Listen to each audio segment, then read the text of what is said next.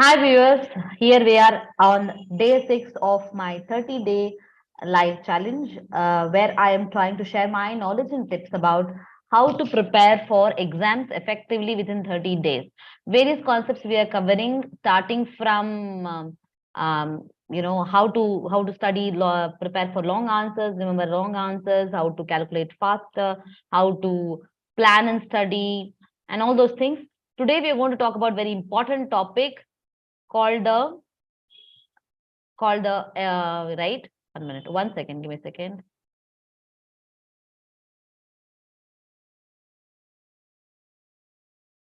Are you able to hear me?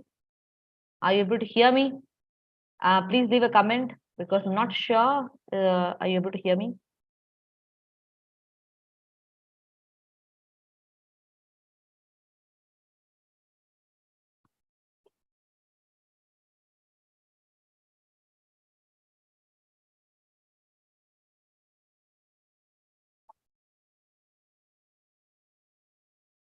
Okay. Able to hear me? So we're talking about how to deal with anxiety or panic just before exam. That's the topic we're talking about today, and I'm going to share 8 tips. Okay, one at the body level, what you can do. One at your three at your heart level, how what you can do, and three at your mind level, what you can do. So I just broke down my tips into 3 different parts. So let's start from the heart. Okay, everything starts from the heart. Okay, and you might think, what is heart having to do with studies? Uh, how you feel, how you feel impacts the way you work. Okay, how you feel, because that determines the vibration you are in, and according to the vibration you are in, that's what happens in life. Let it be exam, let it be anything else. So let's start from the heart. When I say heart, there are certain things that you have to understand and believe. Now, when I say anxiety, when I say panic, that is other names of fear, right? So when we are afraid, that's when we are panicking. That's why when we have anxiety. Now, what is the opposite of fear? Many people will tell it is courage. But let me tell you, the opposite of fear is not courage. Opposite of fear is not courage, rather it is faith. Opposite of fear is faith. Now, what do we have to have faith in? Faith that faith in yourself, faith in the goodness of life, faith in people around you, faith. If you have faith in God, that's the best thing that you can use, right? I'm not talking about asking God, God, please help me do that. When we are asking God, please help me, that means we don't believe, we don't have faith in ourselves. When we don't have faith in ourselves, we can't have faith in God also. That's the two sides of the same coin. If you have faith in God, what kind of faith you must have in God? See, God has given us life, God has given us all the abilities, all those things. How we can generate faith is, if you believe in God, one thing you must all know that God is a perfect person. Like he knows everything. He has all knowledge, correct? So he is perfect. And first thing is, God is perfect. He's a perfect person. In the entire world, he's a perfect person. And the second thing is, he created us. If you are a person who won't believe in God, I'm not going to comment about it. That's okay. But for people who believe in God, if you know these two things, that God is a perfect person and God creates everything, even us. Now, take an example of an expert artist, okay, who artist or expert person who manufactures something, right? He's expert in that. Despite being expert, like 100% expert, when he's 100% expert in that his particular field, is, is there any chances that he will manufacture or do the thing wrongly? Means, will he do any defects? You might say every person, every human being will do defect. That's why we're not talking about human beings. We're talking about God, who is fully perfect at all times, and He has created us. That means He cannot at all create something defective. That means, let it be me, let it be you, let it be the first rank person, or let it be a person who does not get score well, let it be anybody. God has manufactured all of us perfectly. There is no manufacturing defect in us. There is no manufacturing defect in us. That means if some other person can get good marks, then it is 100% possible that I can also get good marks. I can also get out of out. I'm not getting because so many things I'm not doing, right? So God has, if a person is there, some people with the same body, they are healthy. Some people with the same body, they are unhealthy. What is the difference? It is not the difference in the manufacturing. It is the difference in how they take care. Correct. So when you are competing or when you are in a class with the same kind of people who are having the same kind of mind powers, everything, you are also having the same powers. So having faith that God has given you all the abilities. God, and if you want to remember, you can remember. Your memory is also perfect. Means what? If you want to remember and if it is interesting for you, then you will surely remember.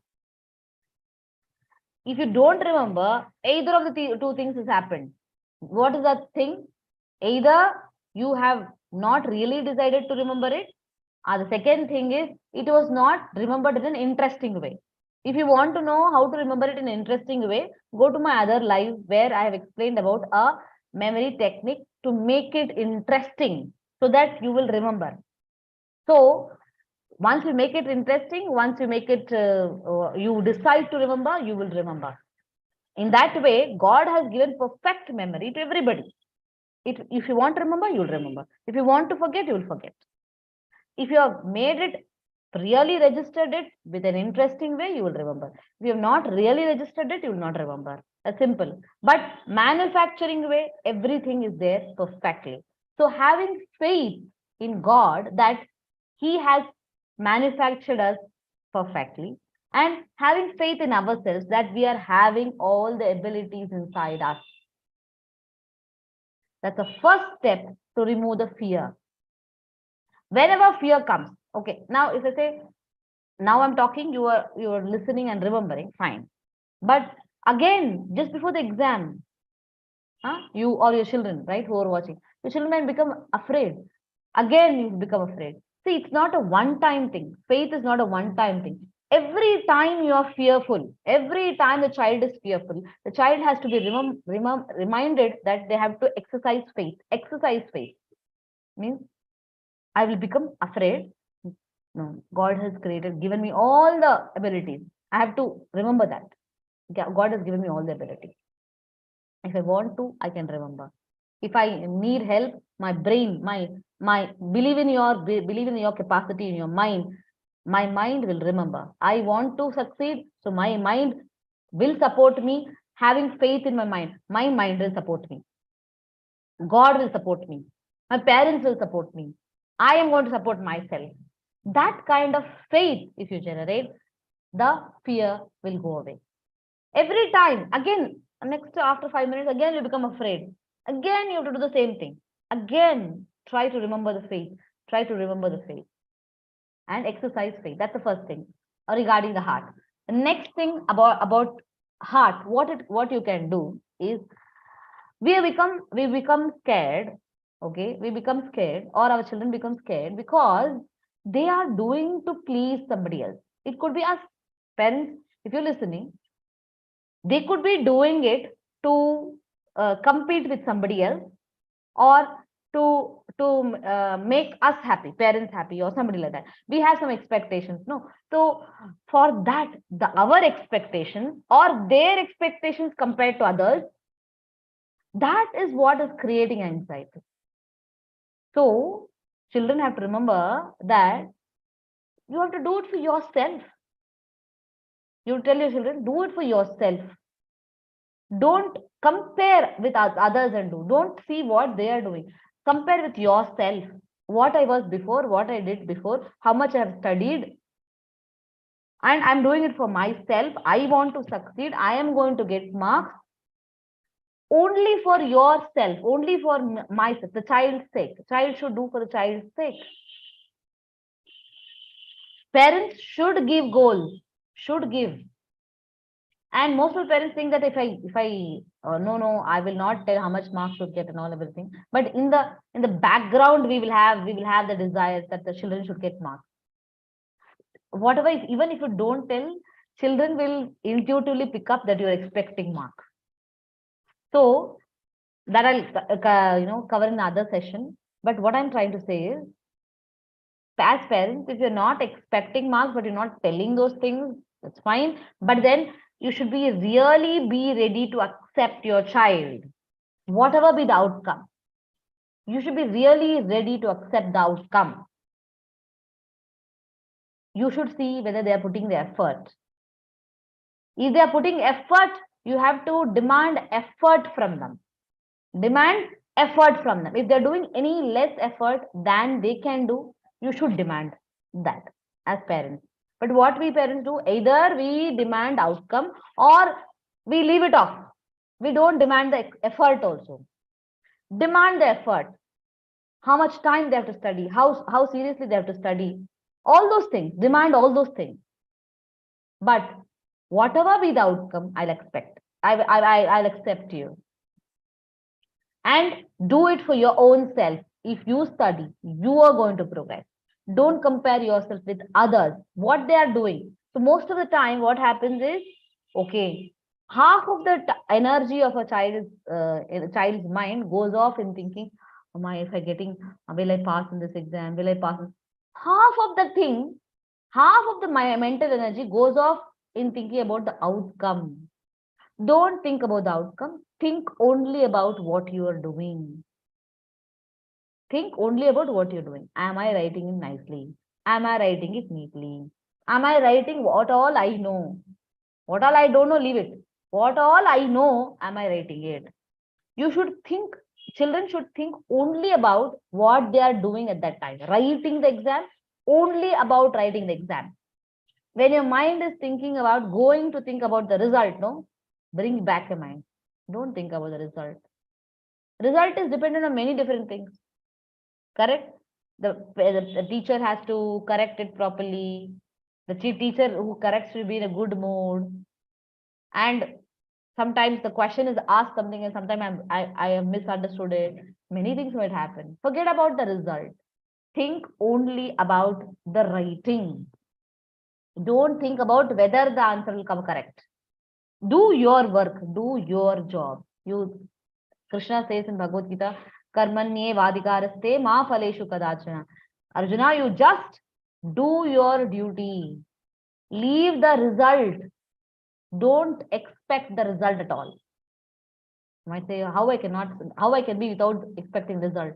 Because you cannot expect the result, because result is not dependent only on your writing.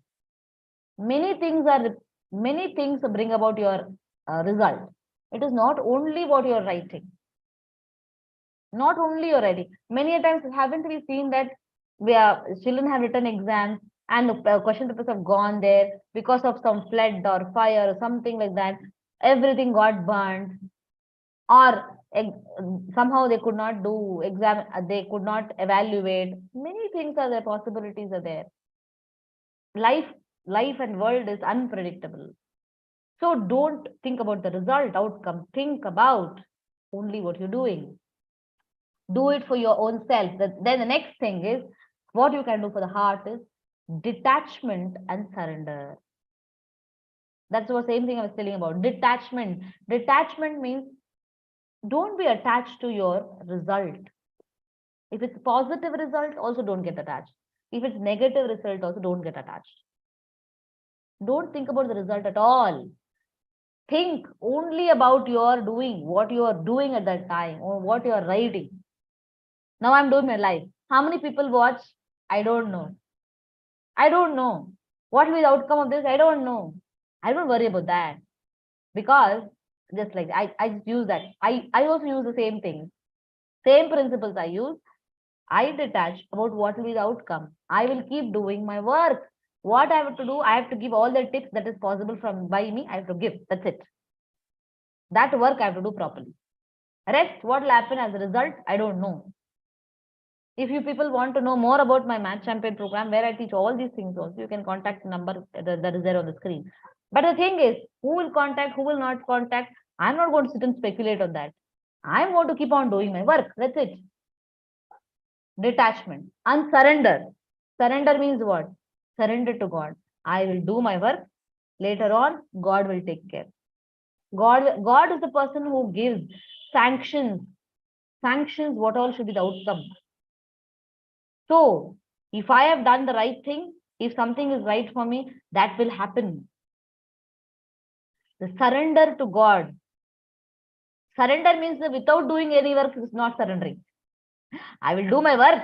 Afterwards, whether the God gives me marks or not gives me mark, up to him. And you say, how I can be like that? You have no other choice. Children, you don't have any other choice. Parents, you don't have any other choice.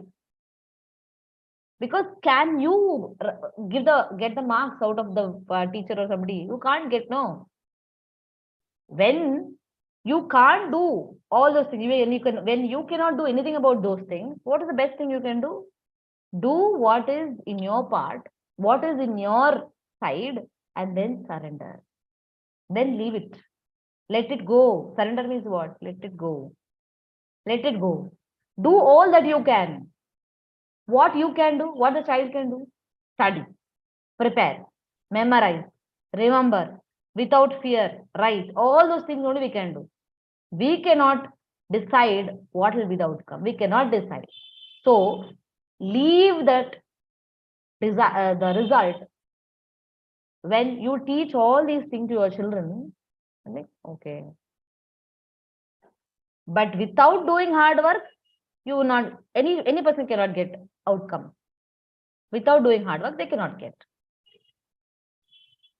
But after doing hard work, it's not only dependent on your hard work. In Bhagavad Gita, it's explained more how for every action, the person who does the work is not the only person who determines what will be the outcome. It's all explained there. I'm not going to do that. But this is the thing: detachment and surrender.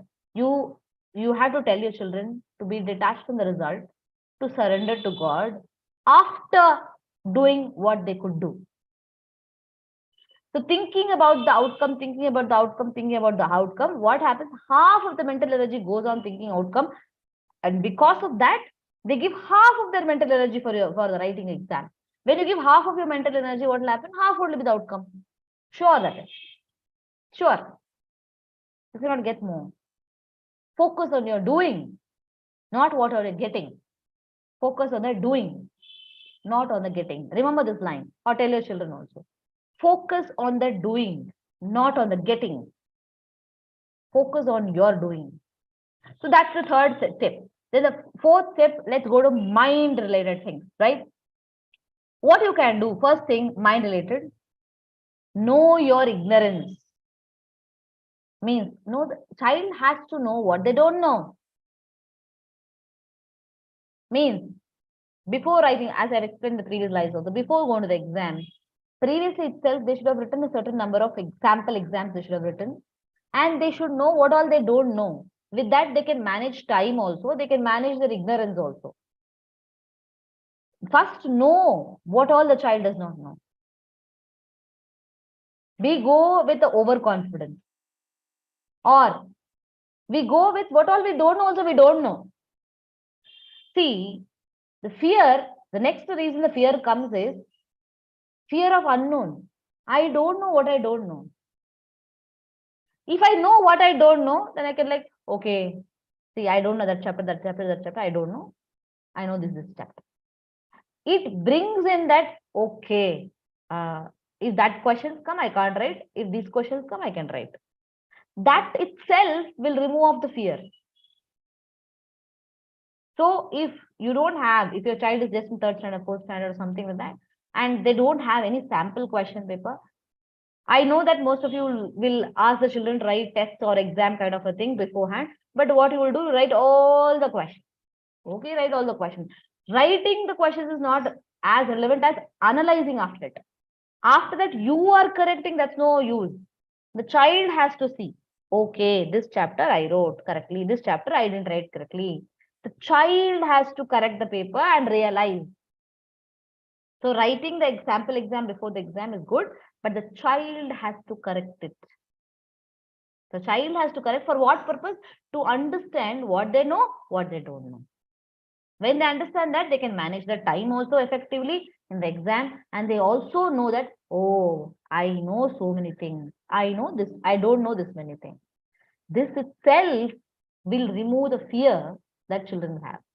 Now, for example, I have to go in a road that is fully dark and it is night time. What will happen? I'll be afraid, no, because I don't know what is there ahead. Now, I've got a torch in my hand. The torch cannot lit up everything in the road, but it can lit up what that 5-10 steps that I have to go forward. It will lit up that much. So my fear reduces because at least the 10 steps that ahead of me, what I can see, no problem is there. So now there is no sunlight. Again, it is dark only. Again, it is night time only. But my knowledge of the next 10 steps, my knowledge about the next 10 steps removes my fear. And because I have a torch, I can show this side, okay, if anybody is there also, I can see. The 10 steps around me, I can just flash around my flashlight, the torch, and see whether there's a problem or not. Immediate problem. I don't know, after 30 feet, what will happen? I don't know. There's always that little part of fear will be there, but then the fear has subsequently reduced, substantially reduced because I have the torch. Like that, what will come in the exam, we don't know, what question. But at least I know what all chapters I know. That will reduce the fear, right? Reduce the anxiety. And the next thing that you can do with your mind is set right expectations. Set right expectations. Okay, that means what? Again, going back to the same sample exam, if you've written means you will know that, okay, I am able to write for 70 marks properly, 80 marks properly. Then, if in the house, if I'm able to write for 70 marks, 80 marks, I should set an expectation that I can write an exam for 50 marks correctly. Don't over expect. Setting high expectations, incorrect expectations. Why we set incorrect expectations? Because we don't know what we don't know only. We simply will set expectations. Always, what you have been able to do in your exams previously, in your time, right? What you have been able to do at home in a calm environment, let's say in a calm environment at home, you're able to write for 70 marks. Means expect that in the pressure, time limit, with a little bit of anxiety that will always be there, you can perform for 50 marks nicely.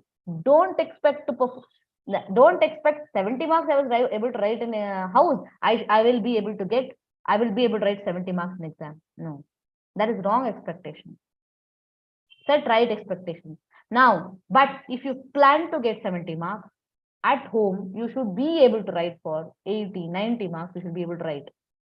Then only under pressure, under time limit, under that little bit of anxiety, under what kind of questions also will come, we don't know. Under those things, you will be able to get 70, what you planned for. So set right expectations out of yourself, children. Set right expectations out of your children, parents. Parents, set right expectations out of them. Don't set unrealistic expectations. If you set unrealistic expectations, that will bring in anxiety. But set that expectation. Because as parents set that expectation, they're also like, okay, fine. When the actual result comes, they are able to accept it. Right? Accept it. The next thing that I was about to tell is accept yourself. Accept the children. Children have to know to accept themselves. Now, I said, if you can't, if the child is not able to, write for 70 marks, 90 marks at home, right? Then the child should be able to accept himself that, okay, I'm able to write for 90 marks only. And nothing is right, nothing is best, nothing is good, nothing is bad, nothing is bad.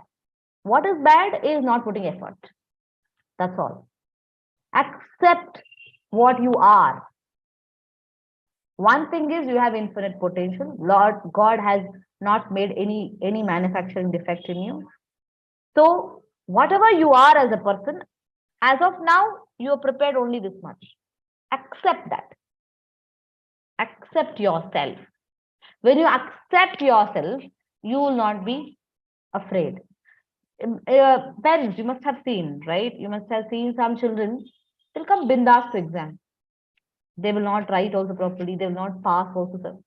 How they are able to, how they are attending the exam without fear? Only simple thing is, they have not made effort, right? They are people who fail an exam. Okay, I have no disrespect to them also. Why? Because they have accepted themselves. This is how much I am. It's okay. So that, because they've, whatever they are there, they may be wrong, but why they are not afraid is because they've accepted themselves. They are this much, I'm this much only. They have accepted themselves. So accept yourself. That's the next step. Then the next thing is, the next thing is affirmations for the mind again. Affirmations means I am unique. I'm a champion. I'm a leader. I can do it. If you are telling, if the child is telling, I'm not good at math, I'm not good at math, I'm weak in math, I'm weak in math, that is also affirmation. Affirmation means what? Some sentence, some particular sentence that we keep repeating to ourselves. The self-talk, that is called affirmation. If the child is affirming, I'm weak in math, I'm weak in math, I'm weak in math, I will do very good, I will do very well in social, I can't do in math, I can't do in math. So if that kind of affirmation means negative affirmations happening, negative things will happen. Fear will come. So the same thing, self-talk, you can change it. Change every time you feel like I'm weak in math. If I try, I can do math. If I try, I can do math. There is a mathematician inside me. I have learnt it. I can do it. That kind of affirmations again and again, again and again, again and again, they have to keep telling. So you can start practicing this affirmation. The affirmations will work best when we are telling those affirmations just before going to sleep and just after getting up from the bed. Whatever you want your child, you are listening your child telling such negative things about themselves, you can pick it up and change that negative part into a positive part and give them that sentence and ask them to repeat to themselves, or you repeat to them just before they go to sleep or just after they get up from that. So those affirmations also will reduce the fear. Then the last thing is the breathing exercise. Simple. Sometimes just breathing deeply. Breathe through your nose and breathe out. Breathe in through your nose, breathe out through your mouth. You can't think of anything, affirmation, you can't put faith, nothing. Just what happens? Energy changes. Energy changes. Longer you take the breath, longer you leave the breath. Like that, three breaths or 5 breaths. This one breathing exercise is enough to remove your fear and change your vibration. Right? I hope all these tips help you. If you want to know more tips or anything else, you have any questions for me, leave it in the chat in my YouTube channel or leave a message to me on this WhatsApp number. Whatever I can do, I will try to do. Thank you for joining me live.